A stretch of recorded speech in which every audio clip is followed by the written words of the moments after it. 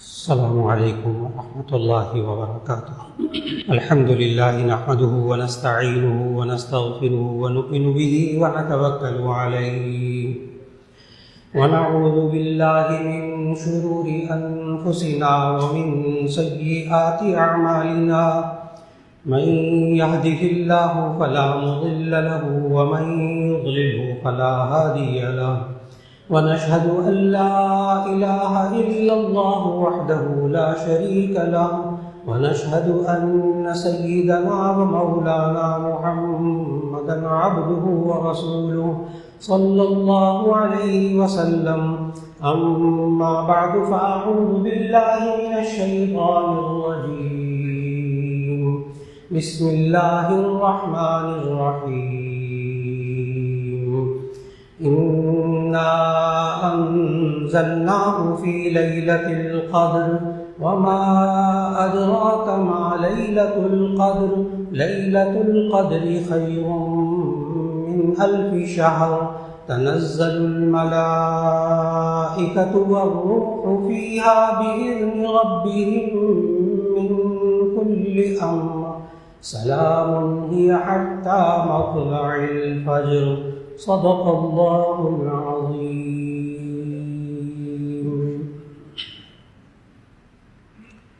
اللہ رب العزت نے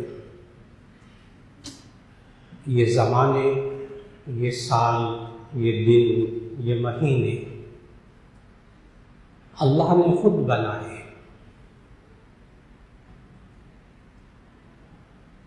اور یہ سال کے 12 مہینے اللہ نے اس وقت بنائے جب اللہ نے آسمان اور زمین کو پیدا کیا. سورہ توبہ میں اللہ نے سمجھایا، ان عدۃ الشہور عند اللہ 12 شہرا فی کتاب اللہ یوم خلق السماوات والارض منها 4 حرم. یہ ان عدۃ الشہور عند اللہ، اللہ کے نزدیک یہ مہینوں کی گنتی 12 شہرا، یہ 12 مہینے ہیں. یوم خلق السماوات والارض، جب اللہ نے آسمان اور زمین کو پیدا کیا تھا اس وقت سے یہ 12 مہینے. یہ 12 مہینوں کی تقسیم سال کی یہ کسی انسان کی نہیں ہے، سائنسدان کی نہیں ہے، یہ اللہ کی بنائی ہوئی ہے. منہا 4 حرم، اس میں سے 4 مہینے حرمت والے ہیں، عزت والے ہیں، اس میں قتل و قتال حرام ہے. تو اللہ جسے چاہے مقدس قرار دے دے، اور جو چیزیں مقدسات میں سے ہوتی ہیں اللہ کے نزدیک ان کو شعائر اللہ کہتے ہیں، اللہ کی نشانیاں.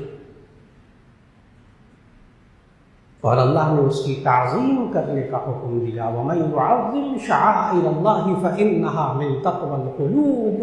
جو اللہ کی نشانیوں کی تعظیم کرتا ہے تو یہ اس کے دلوں کا تقوی ہے. اللہ جس چیز کو قابل احترام قرار دے دے پھر اس کا تقدس مسلمانوں پر واجب ہو جاتا ہے.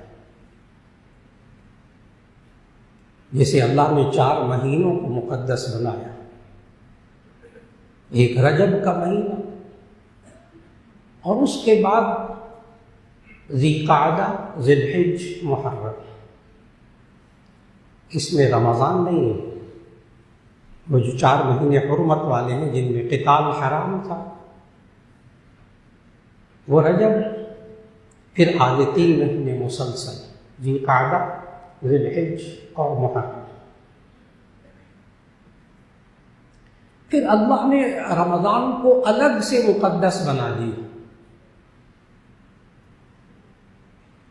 اس کے لیے سورۃ البقرہ میں آیت 185 میں اللہ نے کہا، شہر رمضان الذی انزل فیہ القرآن ھدی للناس. یہ رمضان کا مہینہ وہ ہے کہ جس میں قرآن مجید کو نازل کیا گیا جو لوگوں کے لیے ہدایت ہے. تو سال میں سے ایک مہینہ رمضان، اس کو بھی مقدس اللہ نے قرار دے دیا، عظمت والا. اور اس کی عظمت کے ساتھ ایک یہ بھی رکھا کہ یا ایھا الذین آمنوا کتب علیکم الصیام، اے ایمان والو تم پر روزے فرض کیے گئے. تو وہ روزے بھی رمضان میں فرض کیے گئے، روزوں کی اہمیت بھی سامنے آئی، اس سے رمضان اور مقدس ہو گیا. پھر اسی طرح اللہ نے بعض دنوں کو مقدس قرار دیا، جمعے کے دن کو مقدس قرار دیا، یوم عرفہ کو مقدس قرار دیا، بعض راتوں کو مقدس قرار دیا، والفجر ولیال عشر، ذی الحج کے 10 دن کی پہلی راتیں ان کو اللہ نے قسم کھائی ان کی. اسی طرح رمضان کے اندر اللہ نے لیلۃ القدر کو، شب قدر کو احترام اور عظمت سے نوازا، اس کا مقام بیان کیا. اس لیے بات بڑی سمجھنے کی ضرورت ہے کہ اللہ جس چیز کو مقدس قرار دے دے تو مسلمانوں پر ان کا احترام اور اس کا تقدس اختیار کرنا واجب ہے. اسی طرح اللہ نے فرشتوں کو مقدس قرار دیا، ان میں سے ایک فرشتہ جبرائیل علیہ السلام، روح الامین، جس کا ذکر ابھی سورۃ القدر میں آئے گا، ان کا ذکر اللہ تعالیٰ نے الگ سے کیا، ان کو الگ تقدس. اور جو اللہ نے جن چیزوں کو، جن جگہوں کو، بعض مقامات ہیں جن کو اللہ نے مقدس قرار دے دیا، جیسے اللہ نے بیت اللہ کو مقدس قرار دے دیا، اللہ نے مسجد نبوی اور مسجد اقصی، ہمارا پہلا قبلہ، ان کا احترام واجب قرار دے دیا. اور اسی طرح اللہ نے بعض پہاڑیوں کو مقدس قرار دے دیا. صفا اور مروہ کے درمیان سعی کرتے ہیں عمرہ کرنے والے، حج کرنے والے، سعی واجب ہے. اب اللہ نے ان پہاڑیوں کی عظمت قرآن میں بیان کی. ان الصفا والمروة من شعائر الله فمن حج البيت او اعتمر فلا جناح عليه ان يطوف بهما. دو پہاڑیوں کا تقدس. اور میں نے کہا ان دو پہاڑیوں کو اللہ نے اپنی نشانیاں قرار دی. الفاظ دیکھیے قرآن مجید کے، ان الصفا والمروة من شعائر الله. یہ صفا اور مروہ اللہ کی نشانیوں میں سے. اسی طرح اللہ نے انبیاء علیہ السلام کو مقدس قرار دے دیا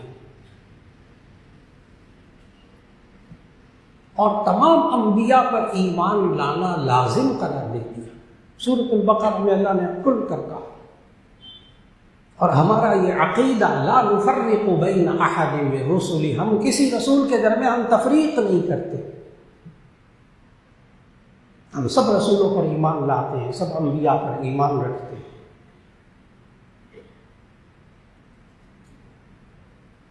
اس لیے ہم عیسیٰ علیہ السلام کا بھی تقدس ہمارے ذہنوں میں ہے، موسیٰ علیہ السلام کا بھی تقدس.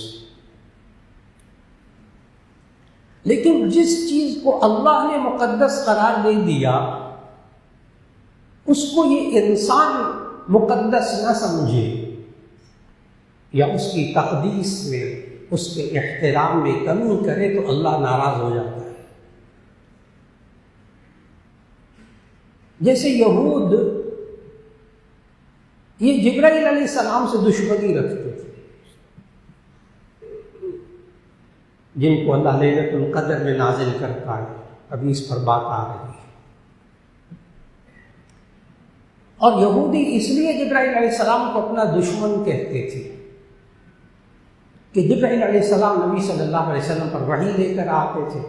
نبی صلی اللہ علیہ وسلم کو بدلے وحی حکم ہوا کہ آپ یہود کے ساتھ جنگ کریں جو معاہدے کی خلاف ورزی کر رہے تھے.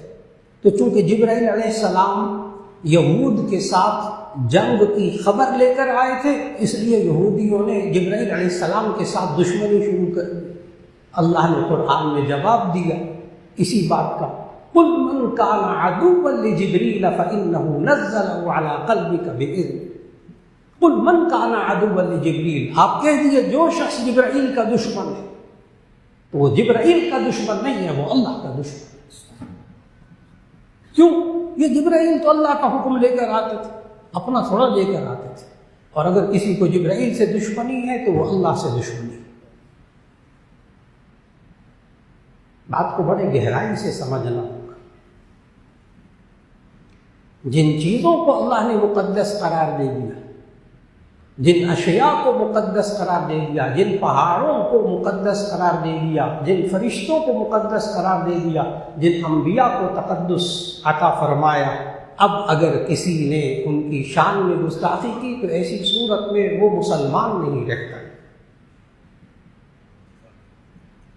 بالکل اسی طرح اللہ نے اس لیلۃ القدر کو بھی قابل احترام قرار دے دی، انا انزلناہ فی لیلۃ القدر، چونکہ اب یہ تاخیراتیں دو گزر گئے، باقی 3 آنے والی ہیں، کہ تاخیراتوں کے اندر شب قدر کا امکان ہے۔ اس لیے آج ایک مسلمان کو شب قدر کی اہمیت اور اس کا تقدس ذہن میں رکھنا چاہیے، اس کی حقیقت ذہن میں رکھنی چاہیے۔ اللہ نے اس رات کے کیا مرتبے بیان کیے وہ ذہن میں رکھنے چاہیے، خود اللہ نے بیان کیے۔ چنانچہ سورۃ القدر کے اندر اللہ نے اس شب قدر کے 4 مقام، 4 مرتبے، 4 تقدس کی باتیں بیان فرمائی کہ یہ مسلمان اہمیت رکھے اس شب قدر کی۔ نمبر 1، انا انزلناہ فی لیلۃ القدر، بے شک ہم نے اس قرآن مجید کو شب قدر میں نازل کیا۔ بہت سے حضرات کے ذہن میں سوال آئے گا کہ یہ تو قرآن حکیم تو 23 سال میں نازل ہوتا رہا نبی صلی اللہ علیہ وسلم پر، تو ایک رات کے اندر نازل کرنے کا کیا مطلب؟ کیونکہ قرآن مجید تو 22 سال 2 مہینے 22 دن تک نازل ہوتا رہا، جس کو 23 سال کہا جاتا ہے۔ پھر یہ شب قدر میں نازل ہونے کا کیا مطلب؟ اس کا جواب مفسرین نے احادیث کی روشنی میں دیا کہ دراصل قرآن مجید لوح محفوظ سے آسمان دنیا پر اس رات میں نازل ہوا، لوح محفوظ سے آسمان دنیا پر اس رات میں نازل ہوا، اور آسمان دنیا سے پھر 23 سال کے عرصے میں وقتاً فوقتاً رسول اللہ صلی اللہ علیہ وسلم پر نازل ہوتا رہا۔ اور عربی زبان بڑی باریک زبان، بڑی گہری زبان، بڑی حساس زبان۔ عربی زبان کے اندر جو صیغے ہوتے ہیں، الفاظ ہوتے ہیں، ان کے بدلنے سے معنی بدل جاتا ہے۔ مفسرین لکھتے ہیں کہ نزلہ کا معنی اترنا، نزلہ کا معنی اترنا، نازل، اترنے والا۔ لیکن جب یہی لفظ باب افعال سے آئے، انزل ینزل انزالا، تو اس کا معنی ہوتا ہے ایک دم اترنا۔ اور اگر یہی نزلہ کا باب یہ گرامر کے اعتبار سے اگر باب تفعیل میں آ جائے، نزل ینزل تنزیلا، تو اس کا معنی ہوتا ہے آہستہ آہستہ اتر۔ اب میں اس کو آسان کر کے عرض کرنے لگا ہوں۔ انزلنا ہم نے نازل کیا ایک دم، باب افعال ہو تو اس کا معنی ایک دم اترنا، اور تنزیل، نزلہ تنزیل، آہستہ آہستہ اتارنا۔ عربی کی گہرائی ہے، کیا عجیب بات نہیں کہ جہاں اللہ نے لوح محفوظ سے آسمان دنیا پہ ایک دم قرآن نازل کرنے کا ذکر فرمایا، تو وہاں کیا صیغہ بولا؟ ابھی آپ نے سنا انا انزلناہ فی لیلۃ القدر، انا انزلناہ فی لیلۃ القدر۔ اب انزلنا ہم نے ایک دم اتارا، اور نزل کا معنی ہوتا ہے آہستہ آہستہ اتارنا۔ چنانچہ جہاں اللہ نے قرآن کو آہستہ آہستہ نازل کرنے کا کہا، 22 سال 2 مہینے 22 دن میں نازل ہوا، وہاں اللہ نے کہا انا نحن نزلنا الذکر وانا له لحافظون، بے شک ہم نے اس قرآن کو آہستہ آہستہ اتارا ہے اور ہم ہی اس کی حفاظت کرنے والے ہیں۔ آپ نے غور فرمایا، ایک دم اتارا انا انزلنا، اور جہاں آہستہ آہستہ اتارنے کا ذکر قرآن میں، وہاں نزل کا لفظ آیا۔ تو ایک بات تو یہ واضح ہوئی کہ اس شب قدر کی ایک فضیلت اللہ نے خود بتائی، انا انزلناہ فی لیلۃ القدر، کہ ہم نے اس کو شب قدر میں نازل کیا، قرآن کو ایک رات میں۔ وما ادراک ما لیلۃ القدر لیلۃ القدر خیر من الف شہر، یہ شب قدر 1000 مہینوں سے بہتر ہے۔ لیلۃ القدر خیر من الف شہر۔ اس سورت کے شان نزول میں مفسرین لکھتے ہیں کہ نبی صلی اللہ علیہ وسلم ایک مرتبہ گزشتہ امتوں اور گزشتہ انبیاء کی عمروں کا ذکر فرما رہے تھے کہ گزشتہ امتوں کی اور انبیاء کی عمریں بڑی لمبی لمبی ہوتی تھیں۔ ایک بندے کی عمر 1000 سال، ایک انسان 1000 سال عمر۔ نبی صلی اللہ علیہ وسلم نے فرمایا کہ وہ فلاں امت کا ایک شخص 1000 سال جہاد کرتا رہا، فلاں 1000 سال عبادت کرتا رہا۔ حضرت یوشع علیہ السلام کا ذکر کیا، زکریا علیہ السلام کا ذکر کیا۔ صحابہ کے ذہن میں بھی بات آ گئی۔ بعض حضرات یہ سوال کرتے ہیں کہ یہ جو ایک بندے کی عمر 1000 سال، کیا یہ روایتیں مستند ہیں؟ کیونکہ 70-80 سال 100 سال، کیونکہ نبی صلی اللہ علیہ وسلم نے ساتھ یہ بھی فرمایا تھا کہ گزشتہ امتوں کی عمریں بڑی لمبی لمبی تھیں اور میری امت کی عمر کم ہوگی، تھوڑی ہوگی، ان سے بہت تھوڑی ہوگی۔ تو ایک سیدھا سا سوال جو میں نے کہا بہت سے لوگ کرتے ہیں کہ کیا یہ روایات مستند ہیں ایک ایک بندے کی عمر 1000 سال؟ تو ساری روایات ایک طرف، قرآن مجید کی ایک آیت کافی ہے، ایک آیت، کہ کیا پہلی عمروں کی 1000 سال عمریں ہوتی تھی ایک بندے کی؟ وَلَقَدْ أَرْسَلْنَا نُوحًا إِلَىٰ قَوْمِهِ فَلَبِثَ فِيهِمْ أَلْفَ سَنَةٍ إِلَّا 50 عَامًا۔ وَلَقَدْ أَرْسَلْنَا نُوحًا إِلَىٰ قَوْمِهِ، ہم نے نوح علیہ السلام کو بھیجا ان کی قوم کی طرف۔ فَلَبِثَ فِيهِمْ، وہ ان کے درمیان ٹھہرے رہے، أَلْفَ سَنَةٍ 1000 سال، إِلَّا 50 عَامًا، مگر 50 سال کا، یعنی 950 سال۔ یہ مفسرین نے کہا کہ یہ 950 سال یہ ان کی نبوت، نبی ہونے کی زندگی ہے، اور 50 سال اس سے پہلے کے، تو 1000 سال سے اوپر ہو گئے۔ چلو 950 سال ہی آیت میں پورا کر لو ان کی زندگی، تب بھی سمجھ میں تو آ گیا نا کہ 1000 سال عمر قرآن سے ثابت ہے۔ ایک نوح علیہ السلام کی عمر۔ اب صحابہ نے جب یہ بات سنی تو ان کے ذہن میں ایک سوال آیا، یا رسول اللہ صلی اللہ علیہ وسلم، ابھی آپ نے بتایا کہ گزشتہ امتوں کی عمریں ہوتی تھی اور وہ فلاں بندہ 1 سال اللہ کی راہ میں جہاد کرتا رہا اور فلاں 1000 سال تک عبادت کرتا رہا، تو ہم اگر ہماری امت، آپ کی امت کی عمریں تو چھوٹی چھوٹی، تو اگر ہم دن رات بھی عبادت کرتے رہیں ساری زندگی تو ہم ان کی عبادت تک نہیں پہنچ سکتے۔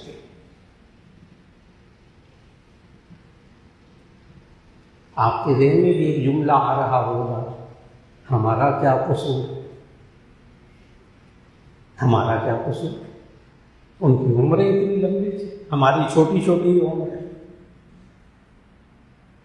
مفسرین نے لکھا اس پر یہ سورۃ القدر نازل ہوئی، انا انزلناہ فی لیلۃ القدر وما ادراک ما لیلۃ القدر لیلۃ القدر خیر من الف شہر، لیلۃ القدر خیر من الف شہر، یہ شب قدر 1000 مہینوں سے بہتر ہے۔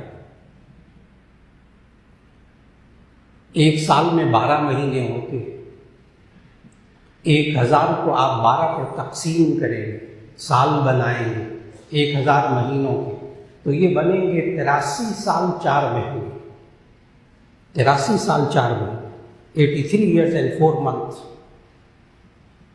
83 سال 4 مہینے۔ اللہ نے یہ نہیں کہا یہ شب قدر 1000 مہینوں کے برابر ہے، غور کیجئے گا ترجمے پر، الفاظ پر، لیلۃ القدر خیر من الف شہر، یہ شب قدر 1000 مہینوں سے بہتر ہے۔ یعنی اگر کوئی شخص آپ میں سے لیلۃ القدر میں عبادت کر لے تو اس کو اس رمضان میں 83 سال 4 مہینے سے زیادہ عبادت کرنے کے ثواب ملے گا انشاءاللہ۔ قرآن مجید، سچا قرآن مجید، من اصدق من اللہ قیلا، اللہ سے زیادہ کون سچا ہوگا؟ اس لیے شک نہ آنے دے، میں نے شروع میں ذہن بنایا، تقدس ذہن میں رکھے، اللہ نے جو عظمت بیان کی اس کو ذہن میں رکھے۔ اب بتائیے کہ اگر اس سال پتہ چل گیا کہ جی شب قدر میں عبادت کرنے کا ثواب 1000 مہینوں سے بہتر ہے، بعض محدثین نے پتہ کیا کہا کہ عربی زبان میں بڑی عجیب بات کہی مفسرین نے یہاں لکھی، عربی زبان میں جو آخری ہندسہ ہے گنتی کا وہ 1000 ہے، 1000۔ ایک عجیب بات ہے، آپ کے یہاں تو ہے نا لاکھ بھی ہے، پھر اس کے بعد کروڑ بھی ہے، پھر ارب بھی ہے، پھر کھرب بھی ہے، سنتے رہتے ہیں کتنا پاکستان کے اوپر قرضہ چڑھ گیا، تو آپ کو یاد ہو جاتے ہیں سارے فگر یہ والے۔ لیکن عربی کے اندر آخری ہندسہ گنتی کا وہ 1000 ہے۔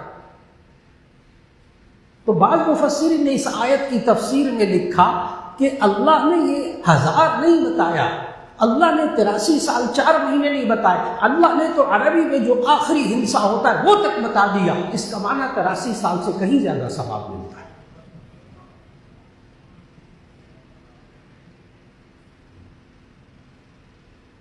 اور آج اگر پتہ چل گیا کہ 83 سال 4 مہینے سے زیادہ کا ثواب ملتا ہے، تو ایسی صورت میں آئندہ یہ انسان 25 سال 30 سال 50 سال زندہ رہے اور ہر سال پابندی کے ساتھ رمضان کی تاخیراتوں میں عبادت کرتا رہے، اور اس کو ہر سال کم از کم 83 سال 4 مہینے کا تو ثواب ملتا رہے، تو سوچیں اس کا ثواب گزشتہ امتوں سے کتنا آگے چلا گیا، کتنا آگے چلا گیا۔ یہ ہے اس رات کی فضیلت نمبر 2۔ نمبر 1 فضیلت کہ اللہ نے اس رات میں قرآن مجید نازل کیا۔ دوسری فضیلت کہ یہ اس میں عبادت کرنا ہزاروں مہینوں سے بہتر ہے۔ اور تیسری فضیلت اس رات کی خود اللہ نے بتائی، میں نے شروع میں ذہن بنایا، اللہ نے جو بتایا نا اس کا تقدس ذہن میں رکھیے۔ تیسری خصوصیت اللہ نے اس رات کی، تیسرا مرتبہ اور مقام یہ بیان کیا، تنزل الملائکۃ والروح فیہا بإذن ربہم من کل امر۔ تنزل الملائکۃ، فرشتے نازل ہوتے اس رات میں، تنزل الملائکۃ والروح، روح القدس یعنی جبرائیل علیہ السلام نازل ہوتے۔ اس لیے میں شروع میں جبرائیل علیہ السلام سمجھا رہا تھا کہ بعض لوگ جبرائیل علیہ السلام سے دشمنی رکھتے تھے، یہودی، یہ کیوں ایسی خبریں لے کر آتا ہے، جنگوں کی خبریں، کہ کہ یہودیوں کے ساتھ جنگ کرو، لہذا لوگ یہودیوں کے ساتھ جنگ کرو، اگر یہ خبر جبرائیل علیہ السلام کے ساتھ بھی لے کر آئیں تو لوگ ان کے بھی دشمن ہو جاتے ہیں۔ میرا خیال آپ سمجھ گئے ساری بات، لوگ ان کے بھی دشمن ہو جاتے ہیں۔ یہودیوں کے ساتھ جنگ کرنے کو کہا کیوں؟ یہ پیغام کیوں لے کر آئے؟ اللہ کی طرف سے پیغام کیوں لے کر آئے؟ آپ ہمارے دشمن ہیں۔ باتوں کو بڑی گہرائی سے سمجھنا۔ تنزل الملائکۃ والروح، اس رات میں فرشتے نازل ہوتے، روح القدس یعنی جبرائیل علیہ السلام نازل ہوتے، وہ بھی فرشتے، لیکن اللہ نے خاص طور پر ان کا الگ سے ذکر کیا۔ کیوں نازل ہوتے ہیں اللہ نے یہ بھی بتایا، تنزل الملائکۃ والروح فیہا، اس رات کے اندر، اس شب قدر کے اندر نازل ہوتے ہیں فرشتے اور جبرائیل علیہ السلام بِإِذْنِ رَبِّهِمْ، اپنے رب کے حکم سے، اپنے رب کے حکم سے، یہ خود نہیں آتے فرشتے۔ اور فرشتوں کے بارے میں اچھی طرح ذہن میں رکھ لیجیے گا، یہ فرشتے اللہ نے بنائے اس لیے تھے تاکہ یہ اللہ کی عبادت کریں، اللہ کی بات مان کر چلیں۔ یہ بات، اللہ کی بات کو ماننا یا نہ ماننا، یہ اختیار اللہ نے پوری کائنات میں سے صرف 2 قسم کی مخلوقات کو دیا ہے، بس۔ اللہ کی بات مانیں چاہے نہ مانیں، یہ اختیار صرف 2 کے پاس ہے، بس۔ ایک انسان اور ایک جنات، ایک انسان اور ایک جنات۔ ما خلقت الجن والانس الا لیعبدون، یہ ابلیس جنات میں سے تھا تو اس نے رب کی نافرمانی کی، یہ فرشتوں میں سے نہیں تھا۔ کان من القرآن میں اللہ نے کہا کان من الجن ففسق عن امر ربی، یہ ابلیس جنات میں سے تھا، اس نے اپنے رب کی نافرمانی کی، ورنہ فرشتوں کو اختیار نہیں ہے رب کی نافرمانی کرنے کا، ان کے اندر نافرمانی کا مادہ ہی نہیں۔ میں نے کہا پوری کائنات میں صرف کتنی مخلوق ہے؟ 2، جس کو اللہ نے اختیار دیا چاہے تو میری بات مانو چاہے نہ مانو، ایک انسان اور ایک جنات، بس۔ باقی کسی مخلوق کو اختیار نہیں، نہ پرندوں کو، نہ جانوروں کو، نہ درندوں کو، نہ بارش کو، نہ بادل کو، نہ پانی کے قطروں کو، نہ سمندروں کو، نہ دریاؤں کو، کسی کو اختیار نہیں ہے کہ وہ اللہ کی بات کو رد کر دے، وہ تو جیسے اللہ کہے گا ویسا وہ کریں گے۔ پھر یہ کیا ہوا کہ فرشتے تو گناہ کرتے ہی نہیں، ساری زندگی فرشتے گناہ نہیں کرتے، ساری زندگی فرشتے گناہ نہیں کرتے۔ پھر یہ کیا ہوا کہ وَلَقَدْ كَرَّمْنَا بَنِي آدَمَ، ہم نے بنی آدم کو، اس انسان کو فضیلت عطا فرمائی ہے۔ تو یہ انسان گناہ بھی کرتا ہے، توبہ اور استغفار بھی کرتا ہے، اور یہ انسان اس سے گناہ بھی ہوتے رہتے ہیں، فرشتوں سے تو کبھی گناہ نہیں ہوتا۔ یہ کیا ہوا کہ یہ انسان، یاد رکھ لیجیے گا بہت اچھی طرح، اگر یہ انسان اللہ کی بات مان کر چلے، اپنے اختیار کو استعمال کرے، تو ایسی صورت میں اس کا مقام فرشتوں سے بھی آگے بڑھ جاتا ہے۔ اگر انسان اللہ کی بات کو مان کر زندگی گزارے تو اس کا مقام فرشتوں سے بھی آگے بڑھ جاتا ہے۔ اور اگر یہ انسان اللہ کا حکم نہ مان کر زندگی گزارے، اللہ کے حکم کی خلاف ورزی کر کے زندگی گزارے، تو اللہ نے بڑے سخت لفظ استعمال کیے ہیں قرآن میں ایسے انسانوں کے لیے، اولئک کالانعام بل ہم اضل، اولئک کالانعام بل ہم اضل، ایسے انسان چوپایوں کی طرح ہیں، بلکہ ان سے بھی زیادہ گمراہ بھٹکے ہوئے۔ اگر انسان برے کام کرتا ہے، اللہ کہہ رہا ہے یہ جانوروں سے بدتر ہو جاتا ہے، اور جب یہ انسان اچھے کام کرتا ہے تو یہ فرشتوں سے آگے بڑھ جاتا ہے۔ اب ذہن میں ایک سوال پیدا ہوتا ہے اس بات سے کہ جی یہ کیا ہوا، فرشتے تو کبھی گناہ کرتے ہی نہیں، کر سکتے ہی نہیں، ان کے اندر گناہ کا مادہ، گناہ کس کو کہتے ہیں؟ اللہ کی نافرمانی، اللہ کے حکم کو نہ ماننا، تو فرشتے تو گناہ کر ہی نہیں سکتے، کرتے ہی نہیں کبھی بھی۔ تو فرشتے جنہوں نے زندگی میں کبھی گناہ نہیں کیا، اور انسان گناہ بھی کرتا ہے، گناہوں سے معصوم صرف انبیاء علیہ السلام، باقی عام انسان گناہ ہو جاتے ہیں، ان سے گناہ ہو جاتے ہیں، توبہ استغفار کرتے ہیں، گناہ دھل جاتے ہیں۔ یہ کیا بات ہوئی کہ جو کبھی گناہ نہیں کرتا زندگی میں فرشتہ، اور یہ انسان گناہ بھی کرتا ہے، اچھے کام بھی کرتا ہے، گناہ ہو جاتے ہیں، توبہ استغفار کرتا ہے، پھر اس کو کہتے ہیں فرشتوں سے آگے بڑھ جاتا ہے، ایسا کیوں؟ بڑا اہم سوال ہے جو ذہنوں میں آتا ہے، اس کا جواب بہت اچھی طرح یاد رکھ لیجیے گا۔ اللہ تعالیٰ محفوظ فرمائے کوئی انسان اگر نابینا ہو، دیکھ نہ سکتا ہو، وہ اگر بری چیزیں نہ دیکھے تو اس کو کوئی کمال ہے؟ وہ تو بیچارہ دیکھ ہی نہیں سکتا۔ کوئی انسان اگر بہرا ہو، سن نہ سکتا ہو، وہ کہ میں نے آج تک غیبت نہیں سنی، کوئی کمال نہیں، وہ بیچارہ سن ہی نہیں سکتا۔ کوئی انسان گونگا ہو بیچارہ، بول نہ سکتا ہو، وہ کہ میں نے آج تک جھوٹ نہیں بولا، کوئی کمال نہیں، بول ہی نہیں سکتا تھا بیچارہ۔ بات کو بڑے غور سے سمجھنا ہے۔ نابینا دیکھ نہیں سکتا، تو اگر وہ بری چیزیں نہیں دیکھتا تو اس کا کوئی کمال نہیں۔ بہرا سن نہیں سکتا، تو اگر نہیں سنتا بری چیزیں تو کوئی کمال نہیں، سن ہی نہیں سکتا۔ گونگا بول نہیں سکتا، تو اگر وہ جھوٹ نہیں بولتا تو کوئی کمال نہیں، بیچارہ بول ہی نہیں سکتا۔ کمال کس کا ہے؟ جو دیکھ سکتا ہو پھر غلط چیز نہ دیکھے۔ کمال اس کا ہے جو سن سکتا ہو پھر بری چیز نہ سنے۔ کمال اس کا ہے جو بول سکتا ہو پھر بری چیز نہ بولے۔ فرشتے گناہ کر ہی نہیں سکتے، تو نہ کریں تو فرشتوں کا کوئی کمال نہیں۔ فرشتے گناہ کر ہی نہیں سکتے، نہ کریں ان کا کوئی کمال نہیں۔ یہ انسان گناہ کر سکتا ہے، اس کو اللہ نے اختیار دیا ہے، اب یہ گناہ نہ کرے تو اس کا بڑا کمال ہے، یہ فرشتوں سے آگے بڑھ جاتا ہے۔ اب یہ فرشتوں سے آگے بڑھ جاتا ہے۔ مقام پہچانے روزے دار اپنا، اچھا یہ جمعہ پڑھنے والے اپنے مقام کو پہچانے، یہ تراویح پڑھنے والے اپنے مقام کو پہچانے۔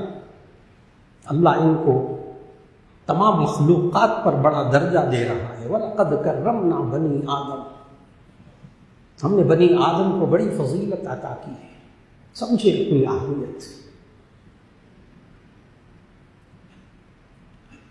تنزل الملائکۃ والروح فیہا، تو فرشتے اترتے ہیں اس رات کے اندر، بِإِذْنِ رَبِّهِمْ، اللہ کے حکم سے، مِنْ كُلِّ أَمْرٍ سلام، ہر کام ہر بات کو لے کر۔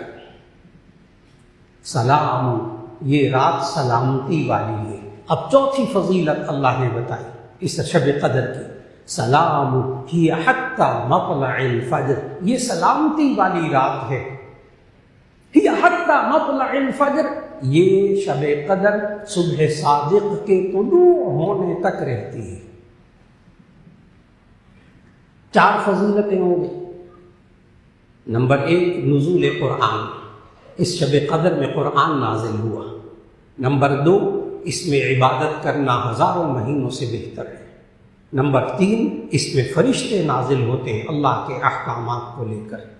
نمبر 4، یہ سلامتی والی رات ہے اور یہ صبح صادق تک رہتی ہے۔ شب قدر کوئی خاص گھنٹہ، منٹ یا کوئی خاص لمحہ نہیں ہے، بلکہ پوری رات ہے۔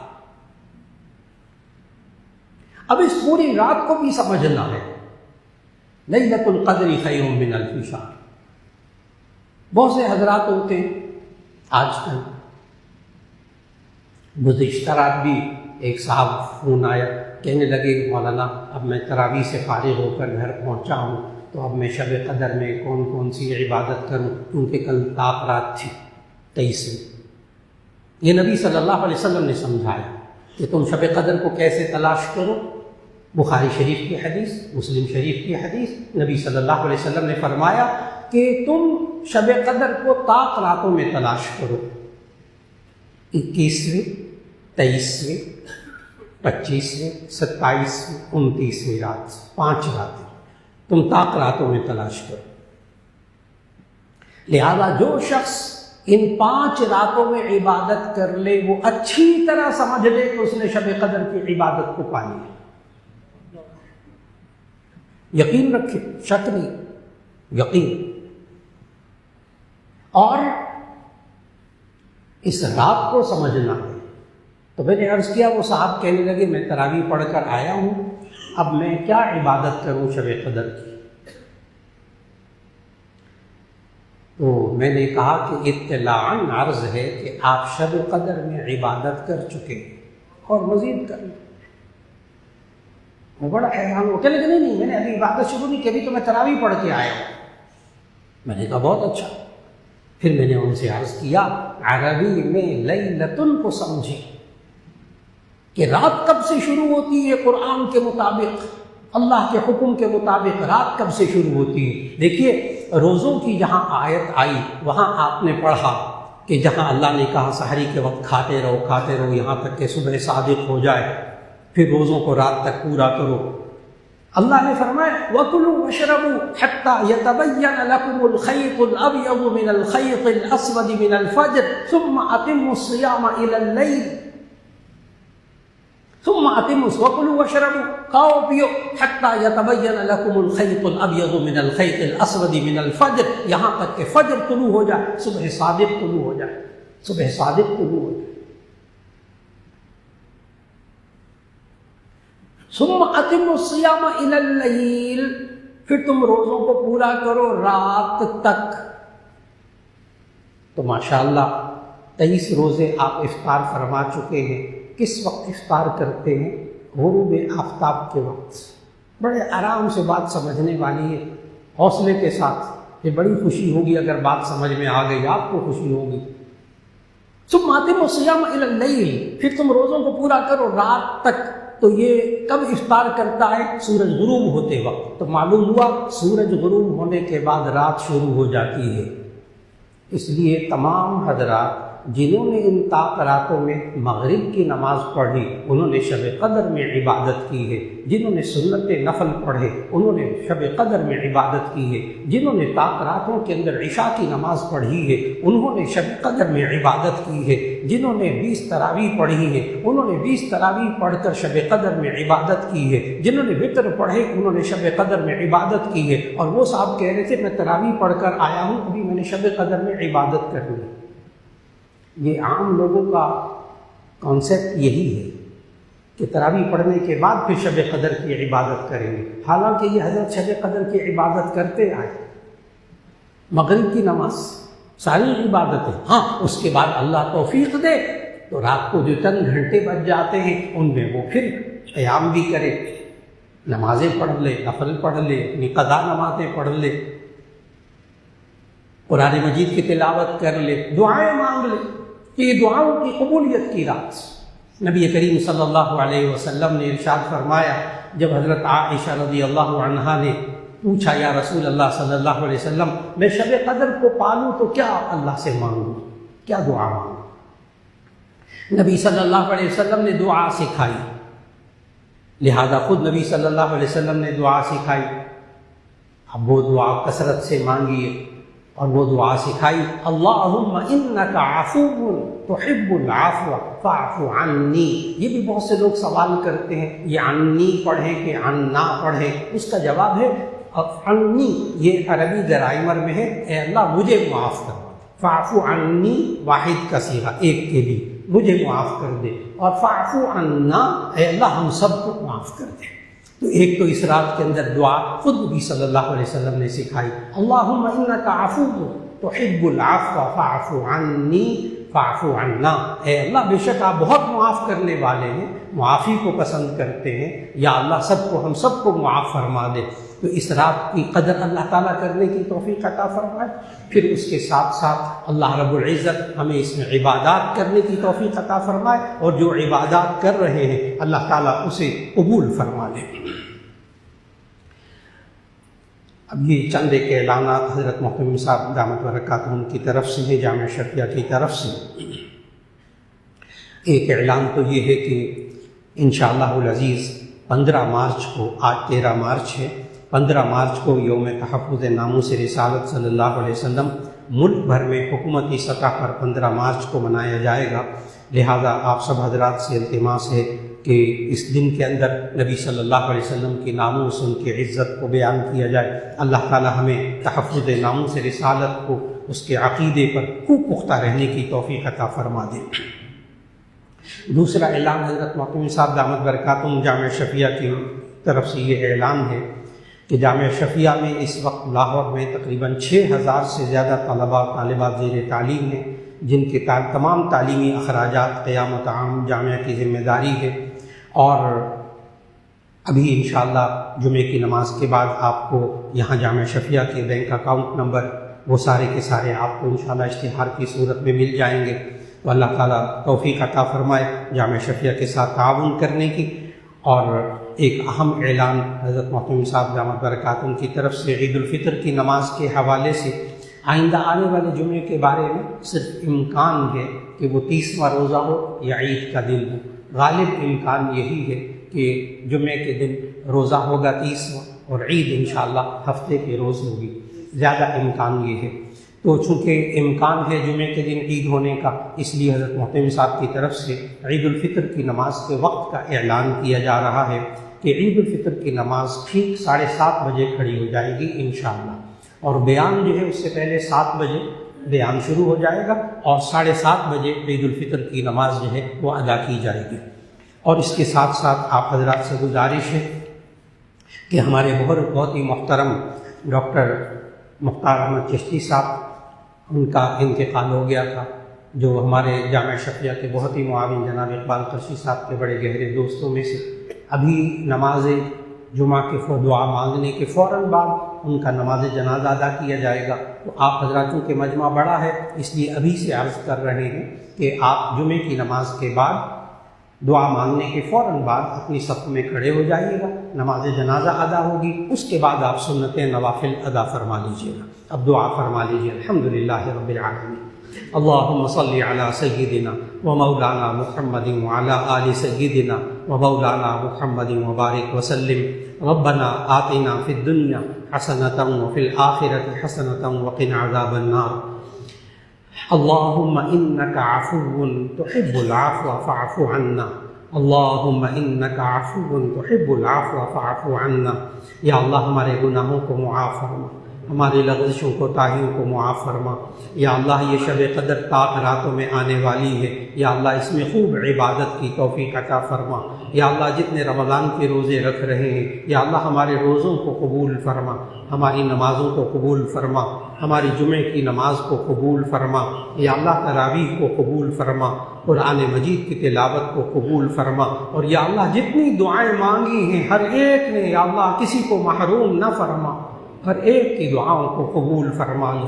یا اللہ جو بیمار ہیں ان کو شفا عطا فرما دے، جو پریشان حال ہیں ان کی پریشانیوں کو دور فرما دے۔ یا اللہ جو کاروباری پریشانی میں مبتلا ہیں، یا اللہ ان کے کاروبار میں حلال برکت عطا فرما، حرام سے بچنے کی توفیق عطا فرما۔ یا اللہ جو رزق کی تنگی میں مبتلا ہیں ان کو حلال مال کمانے کی توفیق عطا فرما۔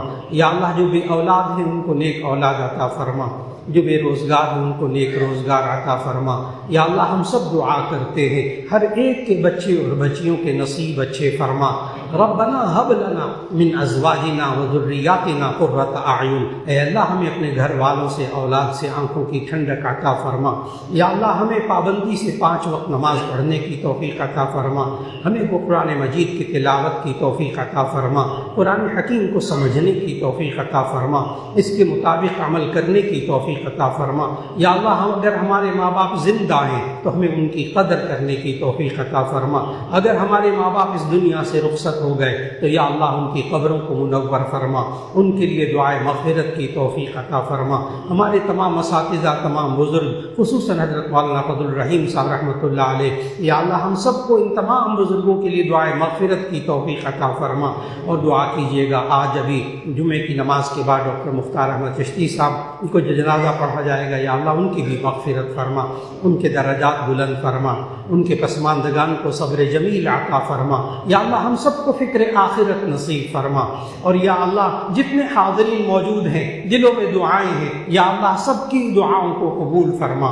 اور یا اللہ جتنے حضرات یہاں موجود ہیں اور یا اللہ یہ سب کے سب دعاؤں کے لیے ہاتھ اٹھائے ہوئے ہیں، یا اللہ کسی کو محروم نہ فرما، ہر ایک کی دعاؤں کو تمناؤں کو پورا فرما، یا اللہ پوری امت مسلمہ کے حال پر رحم فرما، پوری امت مسلمہ کو متفق اور متحد ہونے کی توفیق عطا فرما، پوری امت مسلمہ کو یا اللہ آپس میں لڑنے مرنے سے یا اللہ ان کی حفاظت فرما لے، ایک دوسرے کے خلاف جنگیں کرنے سے ان کی حفاظت فرما لے، یا اللہ پوری انسانیت کو ہدایت عطا فرما دے، یا اللہ جو ظلم کر رہے ہیں مسلمانوں پر اے اللہ ان کو ہدایت عطا فرما دے، ہدایت مقدر میں نہیں تو یا اللہ ان کو نیست و نابود فرما دے، اور یا اللہ اس ملک پاکستان کی حفاظت فرما لے، اندرونی اور بیرونی سازشوں سے اس کی حفاظت فرما لے، یا اللہ اس ملک کے محافظ افواج پاکستان یا اللہ ان کو ایمانی قوت عطا فرما، ان کو ہمت عطا فرما، یا اللہ جس طرح وہ اس ملک کو امن و امان کا گہوارہ بنانے کی کوشش کر رہے ہیں یا اللہ ان کی کاوشوں کو پورا فرما، اور یا اللہ ہم سب کو فکر آخرت نصیب فرما، ہم سب کو خوب دعائیں مانگنے کی توفیق عطا فرما، پھر ہماری دعاؤں کو قبول بھی فرما، وصلی اللہ تعالی علی خیر خلقہ محمد و آلہ و اصحابہ اجمعین برحمتک یا ارحم الراحمین۔